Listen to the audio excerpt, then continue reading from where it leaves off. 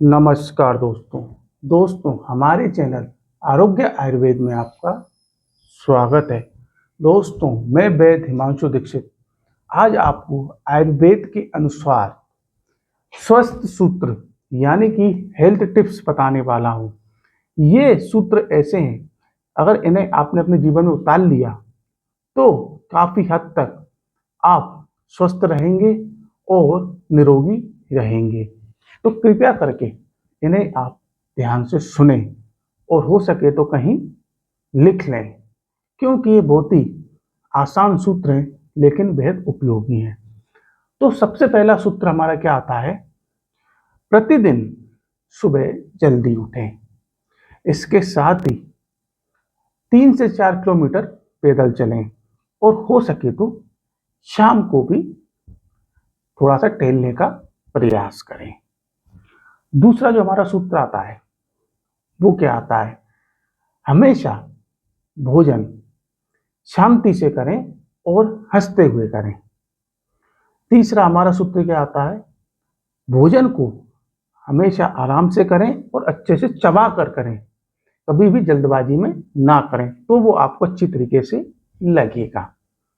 चौथा आपका सूत्र क्या आता है? जब भी भोजन करें तो मीठा पहले लें, उसके बाद खट्टा और नमकीन लें और अंत में आप तीखा लें। ये आपको अटपटा जरूर लगेगा, लेकिन वास्तव में भोजन करने का नियम इसी प्रकार से होता है। इसके बाद आपका पांचवा सूत्र है वो क्या है कि भोजन करते समय कम से कम पानी पिएं।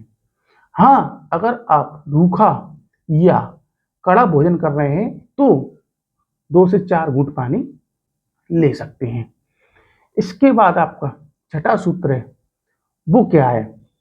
वो ये आता है कि आज के समय में हम देख रहे हैं, चाहे वो काम के सिलसिले में हो या किसी अन्य कारण से, आजकल के जो लोग हैं वो रात्रि में ज़्यादा जागने का प्रयास करते हैं, या फिर कई तो ऐसे हैं जो पूरी पूरी रात जागते रहते हैं।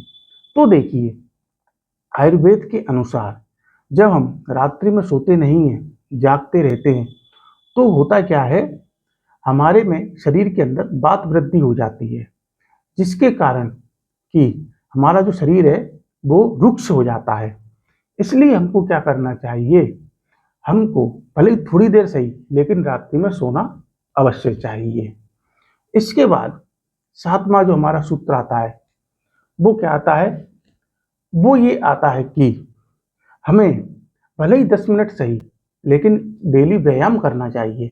देखिए, अक्सर एक धारणा रहती है कि अगर हमको स्वस्थ रहना है, हमको हेल्दी रहना है, तो हमको घंटों मेहनत करनी होगी, पसीना बहाना होगा। तो देखिए, ऐसा नहीं होता है। आप भले ही 10 से 15 मिनट अपने शरीर को दें, व्यायाम करें, तो वो भी आपके शरीर के लिए काफ़ी उपयोगी रहता है। लेकिन हाँ, आप निरंतर स्तर पर दें। ऐसा नहीं है कि आपने एक दिन तो कसरत करी, व्यायाम किया, उसके बाद आप फिर हफ्ते 10 दिन नहीं कुछ किया आपने और फिर आप करने लगे, तो वो तो नुकसानदायक हो सकता है। इसलिए आप भले ही 10 मिनट दें, लेकिन अपने शरीर को नित्य प्रतिदिन दें। इसके बाद का जो हमारा सूत्र आता है वो ये आता है कि सोने से पहले, खाने के पश्चात यानी कि खाने के बाद और नहाने से पहले, ध्यान से सुनना, आप क्या करना है? सोने से पहले, खाने के पश्चात और आपके नहाने से पहले मूत्र त्याग अवश्य करें। इससे क्या होता है? आपको कमर दर्द नहीं होगा, आपको पथरी की शिकायत नहीं होगी और आपको मूत्र संक्रमण यानी कि यूटीआई की परेशानी भी नहीं होगी। इसको भी आप जरा गांठ बांध लें। अब इसके बाद का जो हमारा सूत्र है ना, वो बहुत इंपॉर्टेंट है और अक्सर हम लोग उसी में गलती करते हैं। तो देखिए, कभी भी अगर आपको मूत्र त्याग करने की इच्छा हो रही हो, मल त्याग करने की इच्छा हो रही हो, आपको डकार आ रही हो, आपको जमाई आ रही हो, आपको उल्टी आ रही हो, आपको प्यास लग रही हो, तो कभी भी इन्हें टालें नहीं और इन्हें आप तुरंत जो है इनकी पूर्ति करने का प्रयास करें। अगर आप इन चीज़ों को तुरंत ही इनकी पूर्ति कर देते हैं तो आप यकीन मानिए आप कई बीमारियों से बचे रहेंगे। अक्सर हमारी कई बीमारियों का कारण ही यह होता है कि हम इन चीज़ों को टाल देते हैं कि प्यास लग रही है, जब तक हमारा गला बिल्कुल नहीं सूख जाएगा हम पानी नहीं पी रहे, या टॉयलेट बहुत ज़ोरों से हमें लगने लगेगा तब हम देखते हैं करने के लिए। वो चीज़ गलत है, वो हमारे शरीर में कई बीमारियां पैदा करता है। इसलिए जब भी आपको इस प्रकार की कोई दिक्कत आ रही हो या इस प्रकार की कोई ज़रूरत महसूस हो रही हो, तो उसकी पूर्ति आप तुरंत ही करने का प्रयास करें। देखिए, ये जो हमने आपको सूत्र बताए हैं ना, इन्हें आप आराम से अपने जीवन में उतार सकते हैं, कोई भी परेशानी वाली बात नहीं है। लेकिन अगर आपने इन सूत्रों को अपने जीवन में उतार लिया, तो आप पाएंगे कि आपका जीवन काफ़ी स्वस्थ हो जाएगा, आपका निरोगी शरीर हो जाएगा और आप स्वयं ही तरोताज़ा महसूस करने लगेंगे।